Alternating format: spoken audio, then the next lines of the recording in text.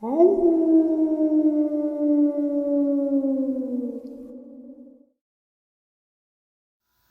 greetings and salutations, everyone. I hope everyone is still doing well, and welcome to this night ending bonus upload. Before we jump into it, a couple links. As many of you know, I rely on Patreon, PayPal, channel membership, and the merch to help the channel to continue to grow and go. Links to Patreon, PayPal, and channel membership is in the description below. Merch displayed directly under the video. Also, Dogman Frightening Encounters, Volume 1 through 3, the audiobook versions. They were written and researched by Tom Lyons, narrated and produced by me, Jeff Nadolny. Those audiobooks are available on Audible, Amazon, and iTunes, links to which are also in the description as well. And finally, last but definitely not least, if you'd really like to help support the channel to continue to grow and go, simply subscribe. It doesn't cost a cent. Click the like button, takes half a second. If you don't want to miss out on any of the informative uploads I put out daily, click that bell icon, and folks, please leave a comment. Why? Well, because all these things really do help the channel to continue to grow and go. And yes, folks, they definitely do matter. Now, everyone, I have taken far too much of your time. Let's jump in to tonight's night-ending bonus, shall we? Today's first encounter. This has been going on for a couple of years now, but it hasn't gotten to me until now. I work as a paddling coach in Ottawa, Canada. I coach sprint kayak and canoe, dragon boat, stand-up paddleboard, and an assortment of other boats. I work year-round, but when the water opens up, I work out of a camp 10 minutes outside of the city. The club is surrounded by deep woods and several other camps. The plot of land next to where I work is owned by the YMCA and used for a summer camp, but the camp only takes up about a quarter of the area. The rest of the forest is filled with a spider web of deep wood trails that go on for kilometers.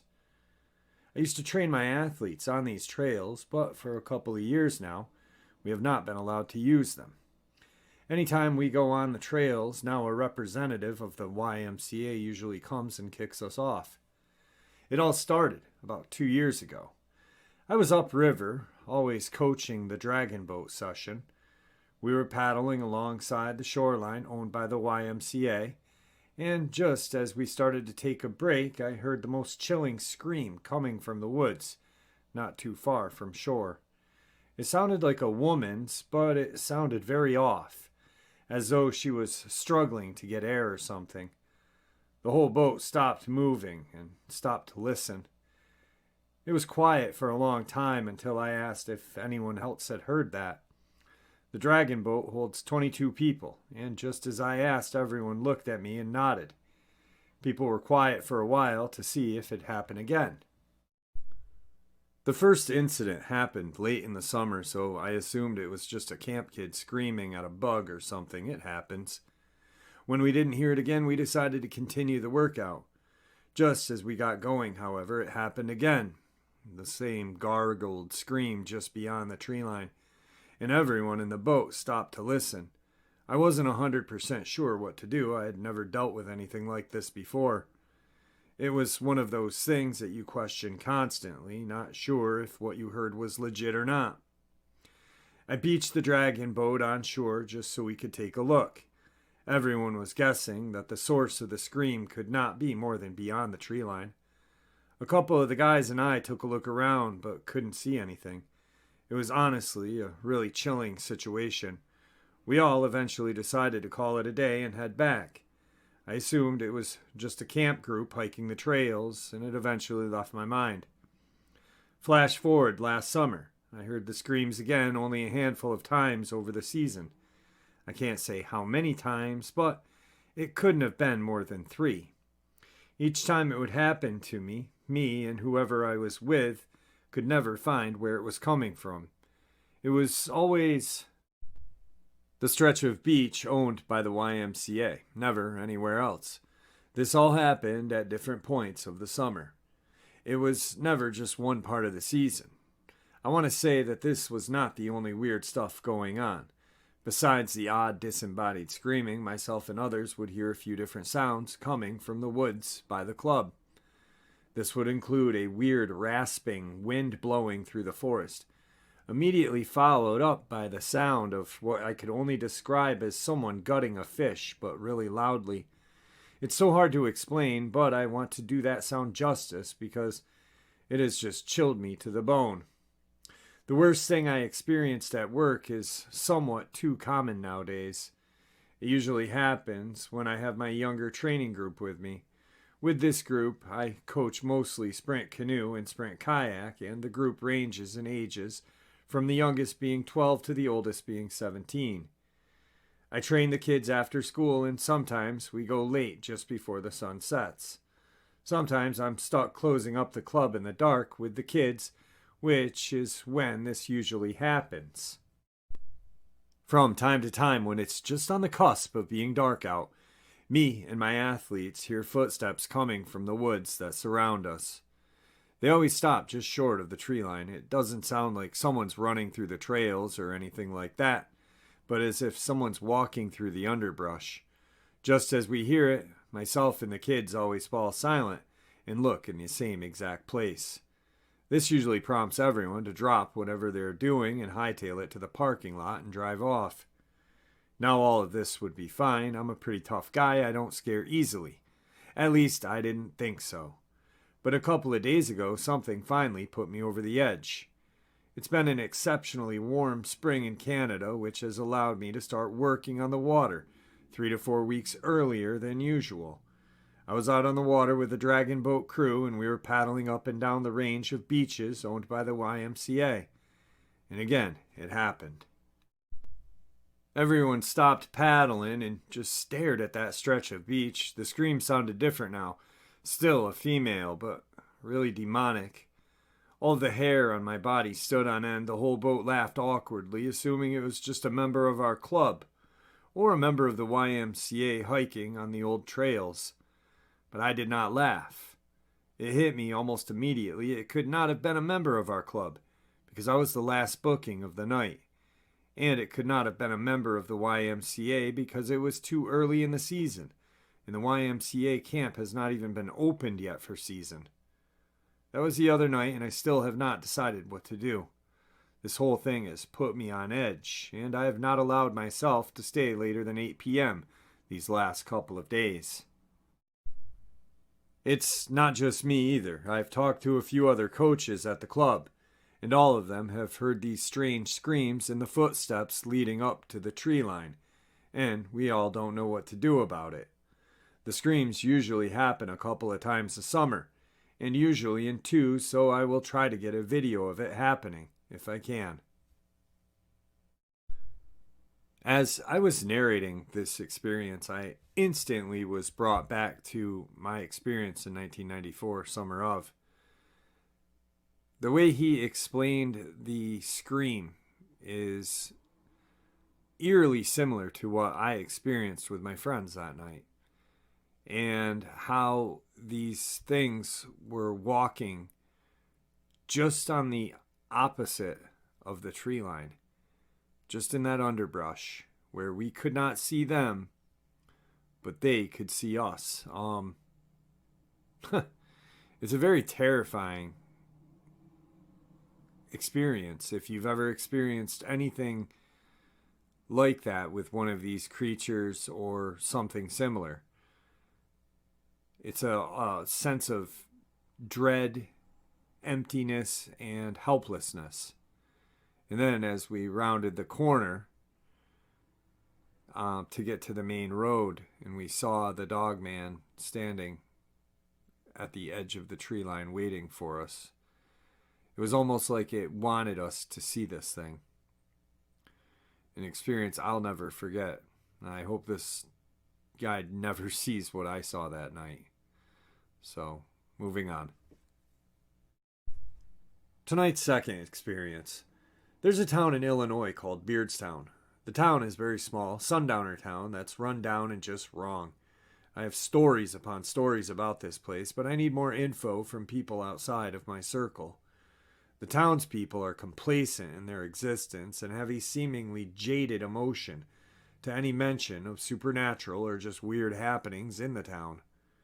If you happen to know anything or have any details of Cass County in general, I would appreciate any information on it. While I'm at it, I'll share an experience.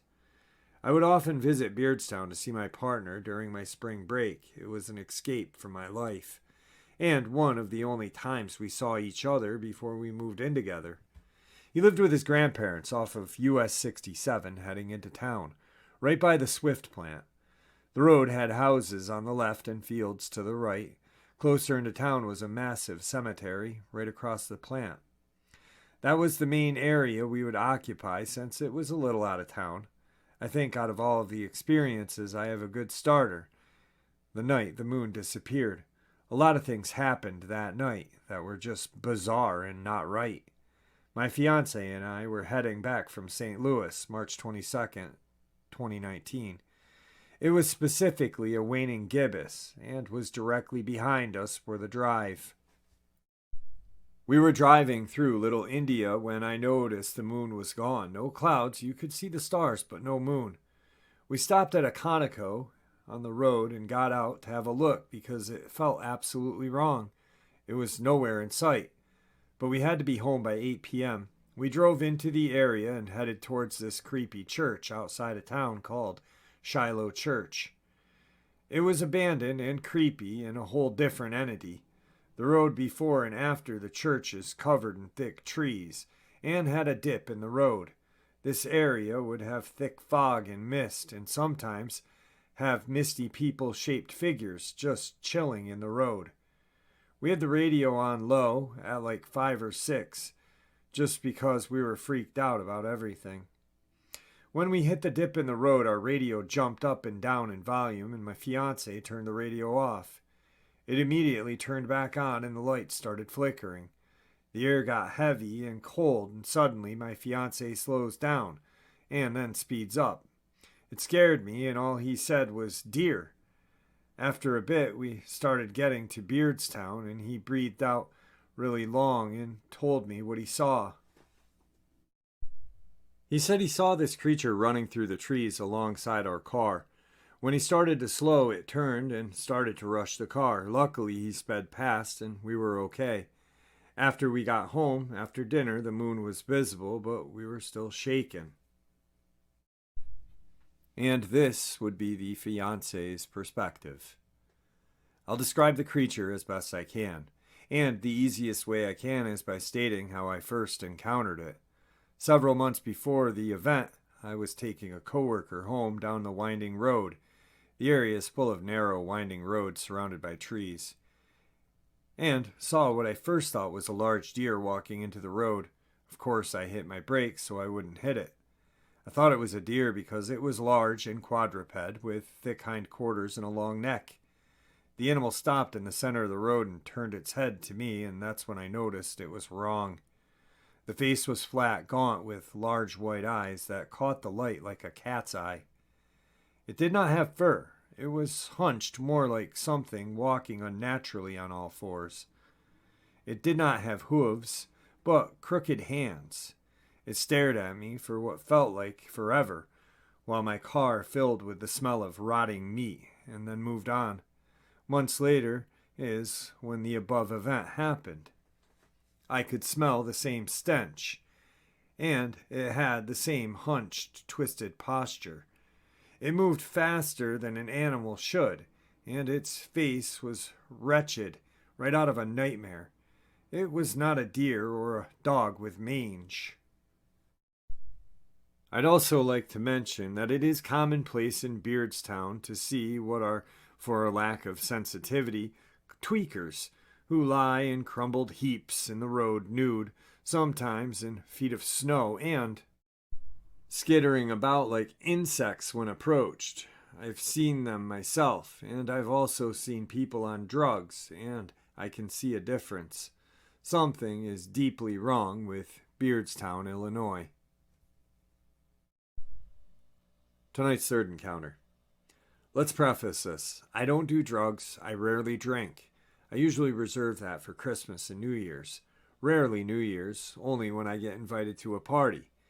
And not so often a weekend beer or glass of vodka or rum. Heck, I don't even smoke cigarettes. I am addicted to Coca-Cola, though, and I live in a fairly unsafe area, 2 blocks away from where the subway fell in Mexico, if that matters. So when you go out, you get used to looking everywhere and at everyone and run at the first sight of trouble. So that's out of the way. I had a very strange encounter. I was biking to a corner store to get, Coca-Cola and mineral water, watering down Coke as I have pre-diabetes, so I need to stop, and some flour tortillas.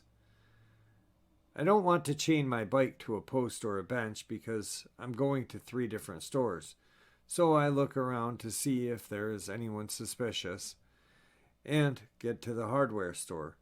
Then walk with my bike to the grocery store to get the tortillas, and then walk a bit more to the corner store. So I get to the entrance and look around. No one is sus. So I leave the bike and enter. And when I go out, I look around again. And there's this dude walking, a bit sus, so I take notice. Tall, lanky, pale-looking, jet black hair, shoulder length. One of those goth-looking fedoras. And a long coat, black, and boots. He was holding a black umbrella. He definitely looked the goth person type, just the exact way a previous coworker of mine used to look some years back. I think to myself, these people usually look grim on purpose, nothing to see here, and turn my bike around and prepare to mount it. Then he comes into the corner of my eye. I can see the black clothes. 1 millisecond later, when he is in my sight, he is no longer a he, but 2 she's, short, around 5 feet. A bit on the chubby side, as opposite the lanky dude. One red-haired, another blonde. One had black pants and black glossy school uniform type shoes, and a colorful red and yellow striped shirt, and a small bag. And the other had blue jeans, white tennis shoes, gray shirt, and a black umbrella. Same one the dude had. I'm dumbfounded. I look at the store, empty. I look at the restaurant beside. They are just starting to open, only employees cleaning. And then there's the bank, closed and chained at this time. So I ask the employees if they, tall man, happen to get into the restaurant. What tall man? The store is too small for him to not be seen, and I actually would have seen him enter. When I turn around to look at the girls, now crossing the corner, red hair is looking at me, and turned her head away fast when I looked at them. Man, I felt like the only time I had smoked pot. I almost fell down and had to stop and regain my composure. We live in a weird world, and there is something here with us that we barely have comprehended. That is for sure. That, my friends, is one creepy encounter. Wow. That is like a glitch in the Matrix, a time shift, who knows? But dang, I definitely glad that's never happened to me. And tonight's final experience. I was around 16 or 17 years old and in my peak of wanting to prove things unproven, right or wrong stage. Typical teenager things. Except for this encounter and strange encounters I'm dealing with now. I'm 21 years old. This experience has 2 parts and are in the same general area but different time frames. The first, I am camping with a childhood friend of mine and our mutual friend. It's approaching late fall, maybe September for reference. It still gets cold in Illinois in fall, especially at night. We had spent the day scouting out the woods behind my friend's house looking for a good spot to set up our tents and camp. We found a clearing that was surrounded by trees with a passage behind the clearing, through trampled brush to a trail leading back to the house, which was about 6 to 7 minutes. We spent most of the daylight joking and doing typical teen things, getting ready to camp. I had a strange feeling, but I ignored it, as I was having fun, and it would come and go. I figured it was me being anxious about trying to even attempt to sleep anywhere but my bed, as that was a challenge itself. But the feeling felt like my body telling me not to be in the clearing. I was a cocky bastard, considering my friend had a 9mm pistol, and all of us had tools and weapons, and the sun gives you that sense of confidence. I wish I would have listened to my brain. We had royally screwed ourselves waiting to put the tent up until we had maybe 3.5 hours of light left. I know I'm going to be judged for taking that long to put up a tent, but it was a massive 5-person tent, so it took time. And it took even more time as it was getting darker and the sun was going down and it was getting cold. We were focused on not getting stuck in the cold and getting the tent set up, but I kept having this primal urge to look over my shoulder and check around in the woods. I can't explain it, but it just felt like something was out there watching us and I couldn't see it. I ignored it because I just wanted to get into the tent and cook some food, watch some videos, tell some stories, and let the night pass. Our mutual friend decided to make jokes about something along the lines of, "What if we get attacked?" and motioning to whatever he had on his hip, probably a K-bar or a hatchet, when we all pretty close to the same time asked things like, "Did you hear that? Something feels wrong." And we started to feel spooked, but the urge to just finish this frustrating task pulled us back in. It felt like it got colder, though, and the others felt it as well, and got frustrated. "I'm about to just give up, man. This is pointless. We'll be doing this all night. We might as well just sleep on the bare ground," my friend frustratingly says. We all just mutter in disgruntledly agreement and give up and head back, just leaving all our stuff to grab in the morning. I felt this feeling of eyes watching me, but I could not see them, and the others did not make mention of it. I started to feel awful. I can't explain it. I just wanted to run, but at night this trail can be pretty confusing. It's not a huge forest, but I was not going to freak out and get lost on a cold night. I usually don't get spooked, but this feeling made me feel so uncomfortable. That word does not explain it. Nothing explains it, honestly. I had this intense urge to look around, like if I didn't constantly scan, I would be in grave danger, but I kept my focus on the beams of light from our flashlights. Uneventfully, we made it back to the house. After the failure, we ate some food, played some games, watched some videos until everyone but me fell asleep. We all slept in the same room, which faces the driveway leading to the house. To explain what you see from the window, there is a dirt driveway leading up a slight bend to a connecting road. To the left, there is a small man-made pond, and then the wood line. And to the right, there is a hill sloping down to a right-hand wood line. And for reference, a normal person could not sprint down this hill without great skill at a sprint without falling. There's a garage on the right side of the driveway before the drop of the hill, and a few scattered trees. But this is a fairly open space.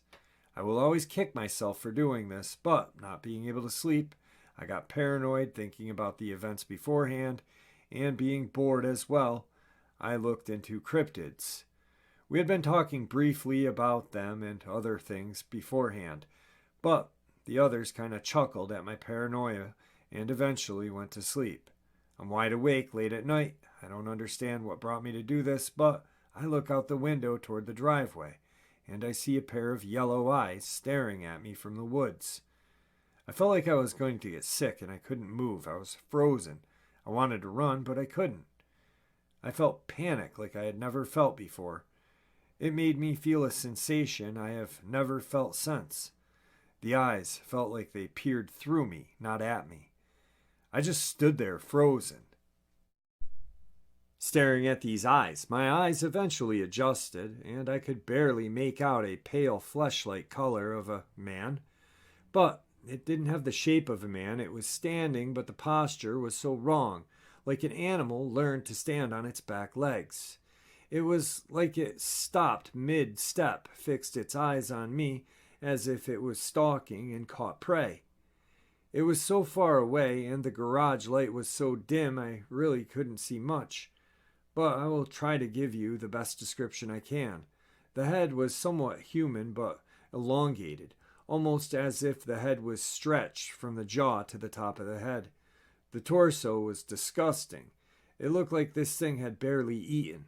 The flesh looked rotten, and almost like it had been stretched beyond what it should because of how skinny and deformed the whole figure was.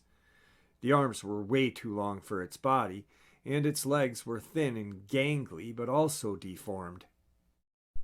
I don't know and still do not know what I saw, but my fight or flight reflex kicks in when I think about this. I was fixated on these yellow, burning bright eyes as they stared at me. No pupils, just yellow orbs staring from this pale, sickly, deformed face. I finally start to be able to move after 45 seconds or so. This thing just bolts at a speed I cannot explain from about just before the top of the hill all the way to the other side of the pond, and what I'm assuming was to the direction of the clearing behind the house. I will never forget this, and all the rest of the night I heard things moving outside of the house, as well as strange noises and even something walking on the porch at one point. Alright, folks, that was tonight's night ending bonus. I hope you enjoyed it as much as I enjoyed sharing it with you. I'd like to thank you all for supporting the channel. It is your support, after all, that keeps the channel growing and going, and honestly, what gives people a chance to share their experiences and theories judgment-free. Thank you. Please, everyone, stay safe, happy, healthy, and ever vigilant, keeping an eye on your children, your pets, your family, and friends. These creatures are real. They are out there, and they are dangerous. Share this information with those who you care about and love, and it may just help save their lives someday. Until next time, never stop asking questions, never stop searching for answers, and God bless.